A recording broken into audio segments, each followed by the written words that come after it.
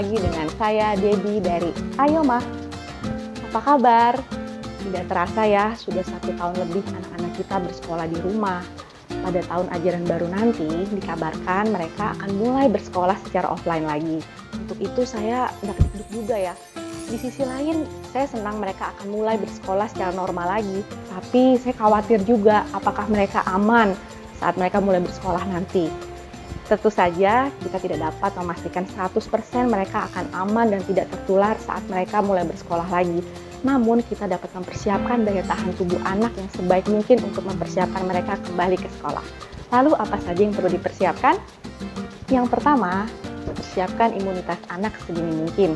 Usahakan kita sudah mulai memperlengkapi anak-anak kita dengan makanan yang bergizi. Karena walaupun sekolah belum dimulai, membangun ketahanan tubuh tidak dapat dilakukan hanya dengan 1 kali makan makanan yang bergizi. Diperlukan waktu untuk membangun imunitas tubuh kita. Yang kedua, sebisa mungkin makan di rumah. Setiap sekolahan punya agendanya masing-masing. Kita belum tahu secara pasti berapa lama proses belajar selama di sekolah.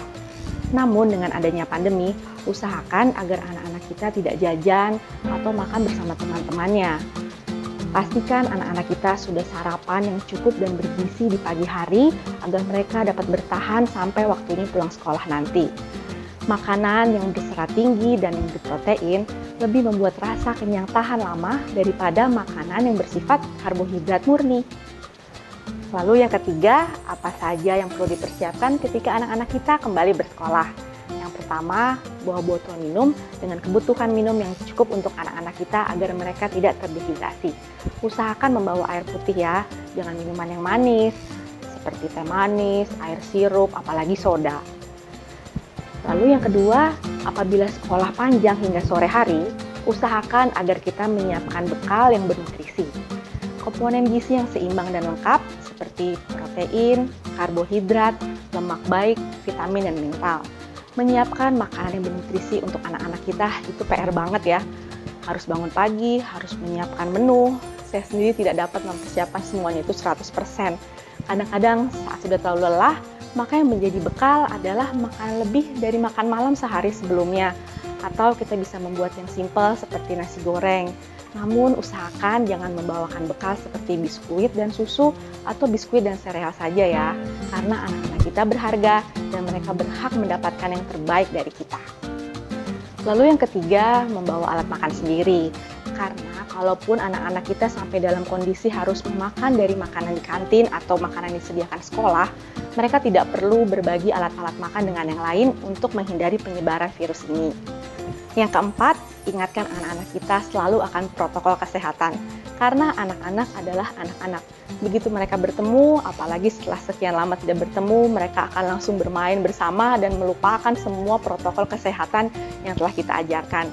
Mereka polos, mereka tidak takut apa-apa, mereka juga belum begitu mengerti akan dampak dari pandemi ini. Untuk itu kita harus selalu memberitahu, mengingatkan, dan bahkan memberikan mereka simple notes bahwa mereka harus memenuhi protokol kesehatan itu, dan jangan lupa kita harus selalu memberitahukan betapa kita mencintai mereka. Bagaimana ibu-ibu? Sudah siap menghadapi back to school? Masih ada waktu buat kita beradaptasi, mempersiapkan kesehatan dan daya tahan tubuh kita semua. Saya sendiri sedang mempelajari bagaimana mempersiapkan menu, bagaimana mengatur makanan yang bergizi untuk keluarga kita semua. Ayo Ma, kita sama-sama berusaha buat keluarga kita. Tidak perlu menjadi sempurna dalam usaha kita, namun yang penting kita selalu mengusahakan yang terbaik untuk mereka. Jangan lupa like, subscribe, dan tekan tombol loncengnya untuk dapat mendapatkan update video-video dari kami. Sampai jumpa!